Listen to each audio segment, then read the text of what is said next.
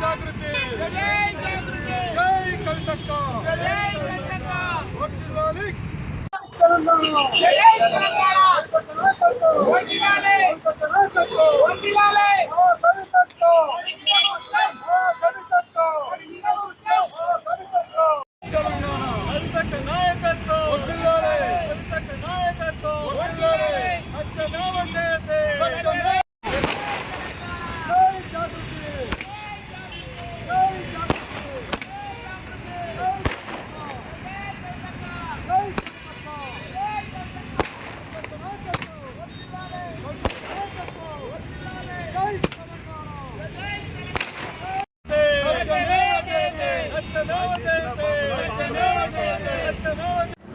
జై తెలంగాణ జై జాగృతి మిత్రులారా, యావత్ సమాజాన్ని విస్మయానికి గురి చేసేటటువంటి ఘటన కొంతకాలం క్రితం కవితక్కను లిక్కర్ కేసులో ఇరికించి తిహార్ జైలుకు పంపినటువంటి పాలక వర్గాలు, కేంద్రంలో ఉండబడినటువంటి బీజేపీ కావచ్చు.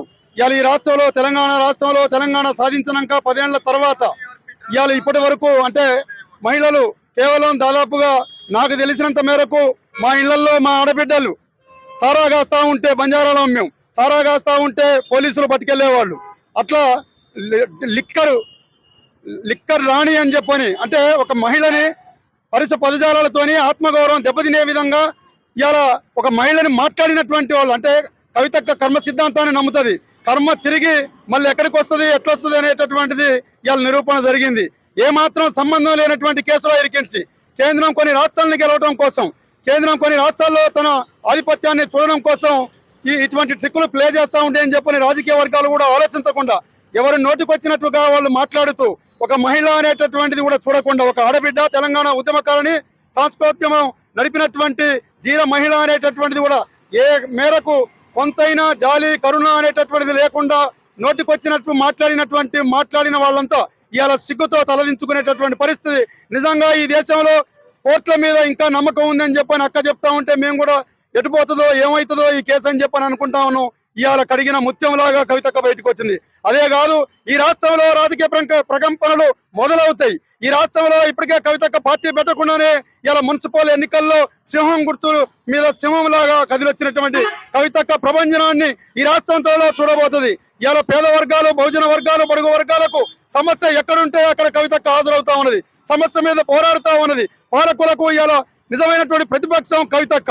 కాబట్టి రేపు రానున్నటువంటి రోజుల్లో ఈ రాష్ట్రంలో మహిళ చేతికి అధికారం కవితక్క, ఈ రాష్ట్రానికి కాబోయేటటువంటి ముఖ్యమంత్రి అవకాశాలు ఇలా ప్రజలు చూస్తా ఉన్నారు, ఆదరిస్తారు. ఇలా కవితక్కని గుండెల్లో పెట్టుకొని తెలంగాణ జాగృతి పార్టీని ఇలా కడుపులో పెట్టుకొని కాపాడుకునేటటువంటిగా ఇలా కడిగిన ముత్యంలాగా కవితక్క వచ్చింది. చాలా మంది ఆడబిడ్డలకు కూడా అనుమానమే ఉండే ఈ కేసు నిజమేననేటటువంటి ఆలోచన ఉండే. ఢిల్లీకి సంబంధించిన ముఖ్యమంత్రి ఒక ఆయన జైలుకు పోయిండు, అక్కడ అధికారమే లేకుండా పోయింది.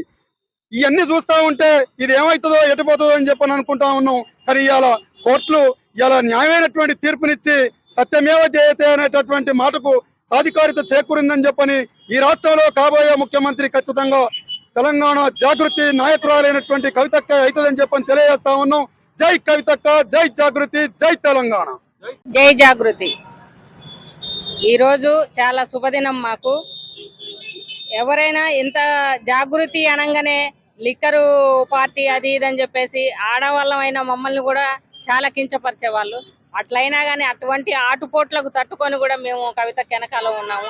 ఎందుకంటే నమ్మకం, కవితక్క అటువంటి తప్పు చేసి ఉండదు.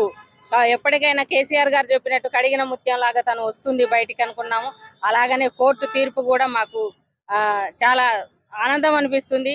ఇంకా న్యాయస్థానం బ్రతికుంది కాబట్టి మంచి వాళ్ళకు మంచి జరుగుతుంది అన్న ఆలోచన ఈ రోజు నిజం చేశారు.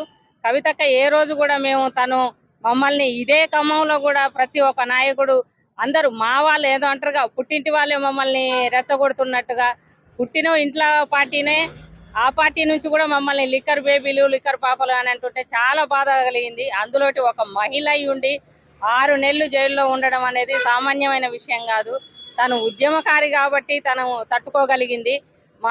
ఆమెను చూసి మాలాంటి మహిళలు కూడా ఇంకా మేము ఆమె స్ఫూర్తితో మేము కూడా న్యాయం అనేది బ్రతికుంది అని చెప్పేసి ఆశతోటి మహిళ కాబట్టి తను మహిళకు మేము అండగా ఉంటామని కవితక్క బాటలోనే నడుస్తామని తెలియజేస్తూ జై జాగృతి. ఏ కవితక్క మరి జి- ఎన్నికలకు ముందు దేశవ్యాప్తంగా ఎంతో సంచలనాన్ని రేకెత్తించినటువంటి కవితక్క లిక్కర్ కేసులో ఇరికించి ఎంతో క్షోభ పెట్టినటువంటి ఈ లిక్కర్ కేసును ఇవాళ రౌజ్ అవెన్యూ కోర్టు అక్కకి క్లీన్ చిట్ ఇవ్వడాన్ని మేమందరం కూడా హర్షిస్తున్నాం.